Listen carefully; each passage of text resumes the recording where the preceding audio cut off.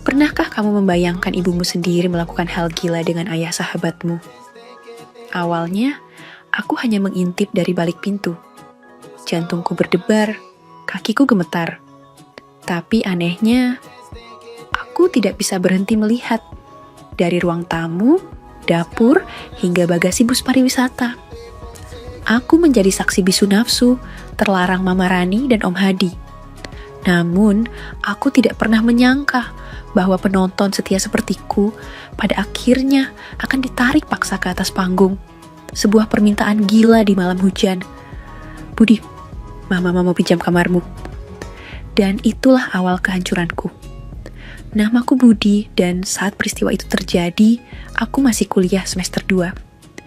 Ibuku, Mama Rani, merupakan wanita yang selalu tampak tegas tapi penyayang. Sementara ayahku Pak Darto, beliau bekerja di luar kota dan pulang sebulan sekali.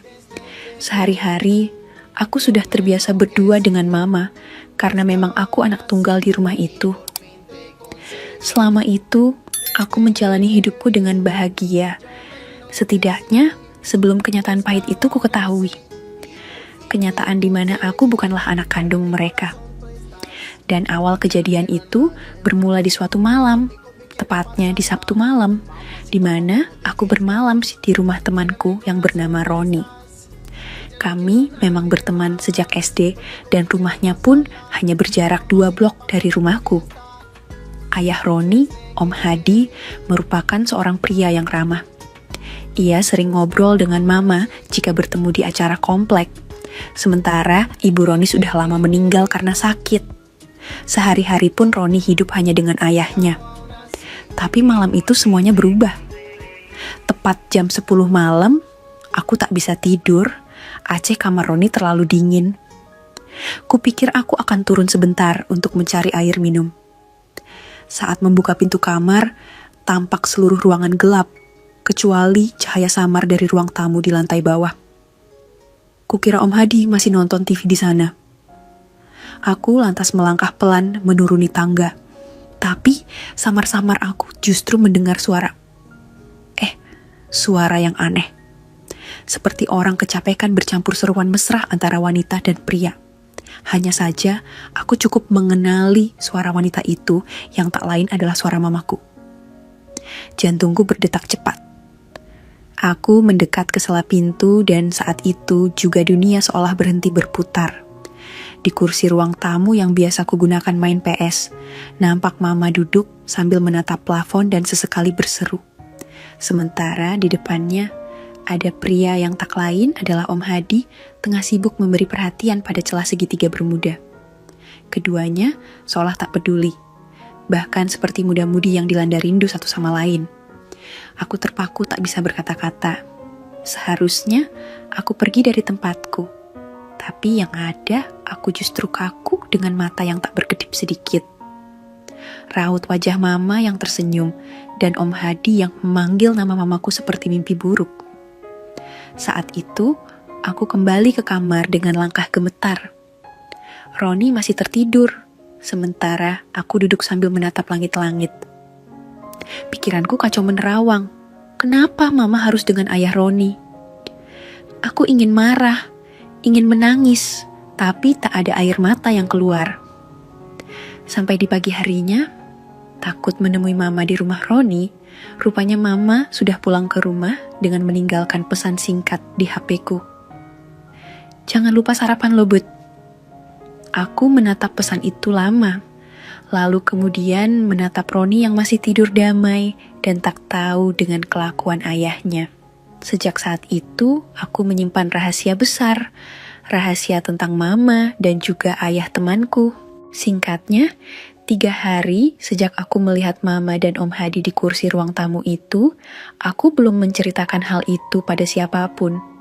Bahkan, saat Mama tersenyum padaku di pagi hari seperti biasa, aku hanya bisa menunduk, berpura-pura tak ada apa-apa.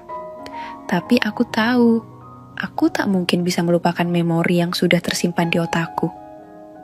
Sampai sehari setelahnya, tepatnya Jumat malam, aku pulang agak larut karena ada kegiatan di kampusku. Rumah nampak sepi sementara lampu dapur menyala. Aku masuk pelan ingin langsung ke kamar. Tapi suara aneh itu lagi-lagi terdengar di telingaku. Suara napas berat, gemeretak sendok yang jatuh, serta bisikan-bisikan misterius. Aku berjalan perlahan ke arah dapur, dan di balik lemari es, betapa kagetnya aku mendapati dua bayangan bergerak cepat. Nampak Mama bersandar di meja dapur, sementara Om Hadi lagi-lagi melajukan kebaikannya sambil memberi perhatian lainnya. Saat itu, ingin aku menegur keduanya, tapi yang ada aku justru mundur pelan dan berlari ke kamar dengan jantung yang berdebar. Di hari Minggunya, Mama mengajakku untuk ikut ke kebun belakang rumah nenekku. Katanya ingin bantu-bantu panen singkong. Aku pun menurut karena aku pikir di luar rumah pikiranku bisa lebih tenang. Tapi ternyata Om Hadi juga datang. Dan lagi-lagi aku mendengar suara itu. Aku sedang memungut plastik di dekat semak tinggi ketika suara lirih itu terdengar seperti suara yang sudah mulai akrab di telingaku. Aku mendekat dan dari balik semak, aku melihat dia yang sudah terlungkup setengah. Sementara di depannya ada Om Hadi yang bersimpuh dan memberi perhatian lebih pada celah segitiga Mama. Mama nampak merem sambil berusaha tak berseru. Tercipta rapat paripurna lagi di siang hari di saat nenek ada di dapur. Jujur, aku merasa jengkel dan marah. Tapi entah kenapa ada gelenyar aneh yang hadir di benakku. Sebuah perasaan yang tidak bisa aku jelaskan. Pernah pula suatu ketika, tepatnya beberapa hari setelah peristiwa di kebun itu, aku dan Mama ikut tur pariwisata keluar kota yang diadakan warga RT. Roni dan Om Hadi juga ikut. Kebetulan kami berangkat pagi dan diperkirakan sorenya akan sampai. Saat itu, Mama duduk satu kursi dengan Om Hadi agak di belakang. Nampak mereka tertawa sambil kadang mendorong-dorong seperti remaja kasmaran. Dan sesampainya di tempat tur, tepatnya tengah malam saat semua tertidur, aku ingin buang hajat hendak ke belakang bus. Tapi rupanya di sana aku justru menemukan Mama berjalan ke arah bagasi bus yang terbuka. Tak lama Om Hadi menyusul. Dengan ragu aku mengikuti mereka dari jauh. Mereka masuk ke dalam bagasi bus, tempat koper-koper diletakkan. Gelap, tapi aku masih bisa memantau. Suara percakapan dan seruan kebaikan itu kembali terdengar. Om Hadi membisikkan sesuatu membuat Mama tersenyum dan sesekali mengerjapkan mata. Mereka saling mendekat, saling memeluk, seolah tak ingin ada ruang di antara mereka. Aku menghela napas tapi juga merinding, bukan karena dingin, tapi karena ada sesuatu yang seharusnya tak ku ketahui. Sekali lagi, aku melihat Mama di antara koper tengah, menerima kebaikan-kebaikan dari Om Hadi dalam gelap. Tentu saja, aku emosi dan merasa hancur. Tapi anehnya aku tak bisa berpaling dan justru memantau hal itu hingga usai. Entahlah, aku tak tahu harus bagaimana. Setiap kali aku ingin melupakan, aku malah menemukan mereka, selalu dan di mana saja tanpa malu. Sepulangnya dari tur, bersamaan dengan itu ayahku pulang. Malam itu cukup sepi, bukan karena tak ada suara, tapi karena aku merasa sendirian, meskipun satu rumah dengan kedua orang tuaku. Ayah duduk di depan TV menonton pertandingan sepak bola sambil sesekali tertawa. Sementara aku sendiri di kamar lantai atas. Kepalaku berat bukan karena memikirkan kuliah, tapi karena terlalu banyak suara di dalam benakku. Suara bayangan kejadian-kejadian kemarin yang berputar-putar di benakku. Lama aku melamun sendiri sampai tiba-tiba terdengar suara ketukan pelan di pintu kamarku. Tak perlu menebak siapa yang datang karena suara langkah kakinya sudah kuhafal. Masuk aja, kataku pelan. Menyadari Mama yang masuk, nampak beliau menggunakan daster biasa dengan rambut yang diikat asal. Sendirian aja kamu, Budi? Tanyanya setelah menutup pintu kamarku. Aku mengangguk sementara Mama tersenyum kecil lalu duduk di tepi ranjangku. Gimana kuliahmu, Budi? Lancar? Pertanyaan yang seharusnya hangat itu terasa seperti topeng alias basa-basi. Biasa aja, Mah, kataku singkat. Mama sebenarnya tahu kok, Bud. Mama menjeda ucapannya membuatku menoleh. Jantungku berdetak 2 kali lebih cepat karena tahu ada sesuatu penting yang hendak ia bicarakan. Mama tahu kamu sering ngintip Mama sama Om Hadi kan? Sontak aku kaget. Dan harusnya aku menegur Mama saat itu. Apalagi aku sebagai putranya sudah mengetahui pengkhianatan itu. Tapi anehnya aku justru memilih menunduk seakan-akan merasa bersalah.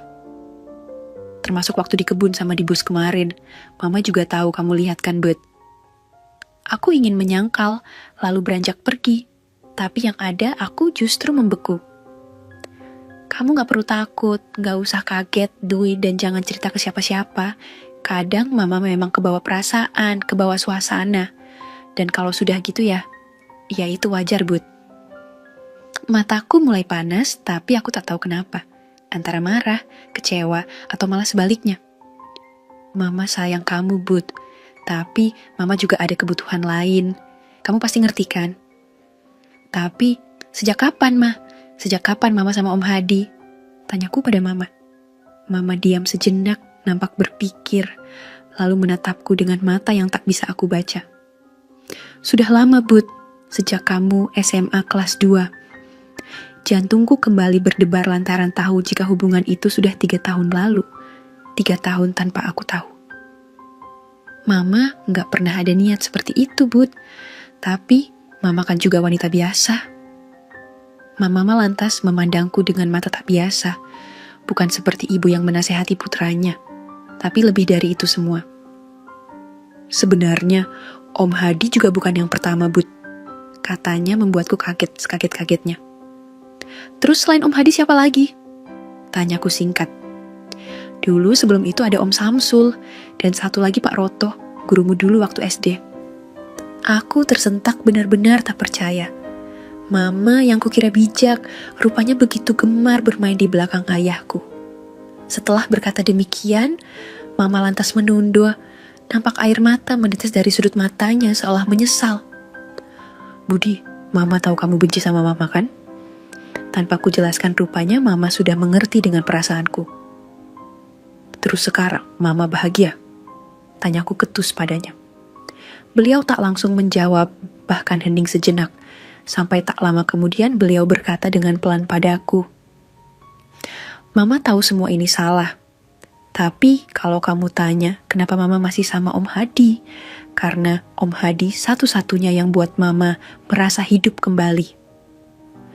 Beliau kemudian menjelaskan tentang kesehatan ayahku yang sebenarnya, di mana sejak beberapa tahun belakangan, ayah tak lagi bisa memenuhi kebutuhan batin Mama. Dan hal itulah yang menjadi alasan Mama mencari alternatif lain sebagai penggantinya. Jujur saja, aku memang tak begitu mengerti tentang masalah batin itu. Tapi tetap saja tindakan Mama tak bisa dibenarkan. Apalagi itu sama saja dengan pengkhianatan. Tadi Om Hadi WA Mama. Wajah Mama perlahan berubah. Lalu? Tanyaku singkat. Dia bilang kangen sama Mama, terus besok malam ingin ketemu. Aku masih belum mengerti kemana arah pembicaraan Mama. Ya udah, ketemu aja Ma di luar rumah. Tapi Mama langsung menggeleng. Enggak bisa, Bud. Ayahmu di rumah shift pagi. Kamu tahu sendiri kan, ayahmu pasti istirahat kalau sampai rumah. Dan Om Hadi cuma bisa malam. Mendadak perasaanku mulai tak nyaman. Maksudnya? Tanyaku heran. Mendadak Mama menatapku serius. Budi, Mama butuh bantuanmu. Besok malam Mama mau pinjam kamarmu. Jantungku seolah berhenti berdetak. Apa? Tapi Mah, ini kan kamar Budi. Sementara Om Hadi. Suaraku sedikit meninggi. Kalau di sini ayahmu enggak akan tahu, Bud. Kata Mama membela diri. Aku menggeleng berulang kali. Kamu enggak harus jawab sekarang kok, Bud. Kata Mama yang kemudian beranjak pergi dari kamarku. Sungguh rasanya seperti dibebani sesuatu yang terlalu berat untuk pemuda seusiaku. Singkatnya esok harinya, tepat jam 9 malam, rupanya hujan turun dengan derasnya. Kukira Mama dan Om Hadi pun bakal urung untuk meminjam kamarku. Lagi pula, Ayah juga sedang nonton TV di ruang keluarga, sehingga tak mungkin pula Om Hadi akan nekat menemui Mamaku. Aku masih mengamati beberapa pesan WA yang ada di ponselku ketika akhirnya suara gemuruh hujan membuatku ngantuk dan tak sadar terlelap. Saat itu, entah sudah berapa jam aku tertidur. Tapi, mendadak aku terusik oleh suara yang sering aku dengar. Sejenak aku mengerjapkan mata, tapi semua nampak gelap lantaran lampu kamar dipadamkan, menyisakan sedikit cahaya temaram dari tirai yang terbuka sebagian. Bersamaan dengan itu, di lantai nampak tikar membentang. Aku mendapati seseorang berbalut selimut dengan beberapa seruan pelan, gumaman, serta desahan. Sontak aku berdesir, baru sadar jika Mama saat itu sedang menerima sementara Om Hadi memberi. Aku menggigit bibirku sendiri lantaran mereka tak peduli dan mengulangi kebaikan mereka di kamarku sendiri. Mereka bahkan tak tahu bagaimana rasanya jadi aku saat itu. Hal itu sudah keterlaluan. Sampai akhirnya aku yang memang sudah hilang kesabaran pun beranjak. Praktis keduanya gelagapan. Tapi bukannya kaget, Mama dan Om Hadi justru tersenyum. Bud, maaf ya Om, udah terlanjur kayak gini, kata Om Hadi sambil terus melajukan kebaikannya itu. Tentu saja aku semakin jengkel dengan ulah keduanya.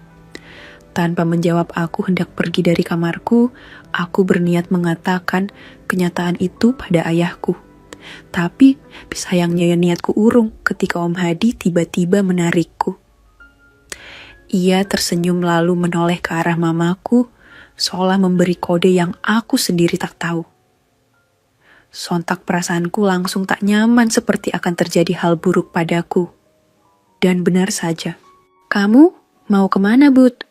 Di sini aja, kata Mama dengan centilnya.